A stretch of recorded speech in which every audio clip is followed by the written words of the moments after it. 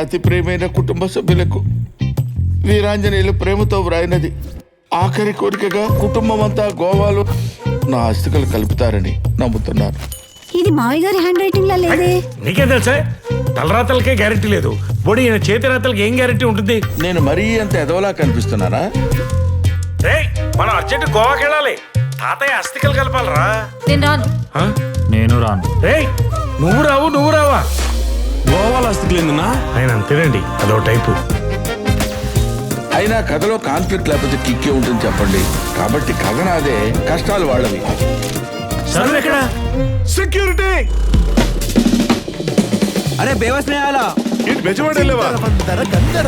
ఏం జరుగుతుంది? నేను నిన్ను ప్రేమించట్లేదు. I don't love you. నాకంతా అర్థమైపోయింది. Oh shit! ఏదో మెలుకు పెట్టకపోతే నిద్ర పట్టదుగా నీకు.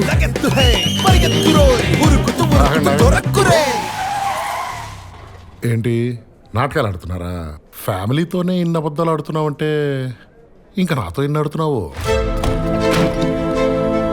ఏం సిగ్గులేని బతుకులరా మీరు. మొత్తం ఫ్యామిలీ అంతా నిజంగానే లోఫర్స్. ఇంతేనా? మేము ఇంకా తెలుసుకోవాల్సిన విషయాలు వేరే ఏమైనా ఉన్నాయా? ఏంటమ్మా ఇది? అందరు కలిసి డ్రామాలు ఆడుతున్నారా?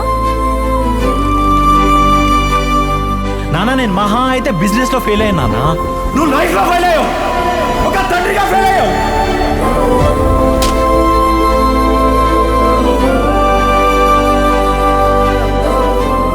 వాళ్ళ బాధ్యతలో తోడలేని ఎవరికి వాళ్ళ నిర్ణయాన్ని ప్రశ్నించే హక్కు లేదు. అది నాకైనా నీకైనా.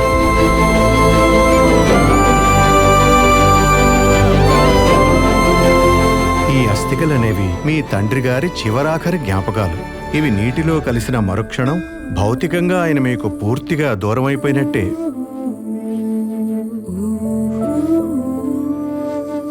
ఒరే చిరంజీవి 100వ చిత్రంలో కథానాయిక ఎవర్రా?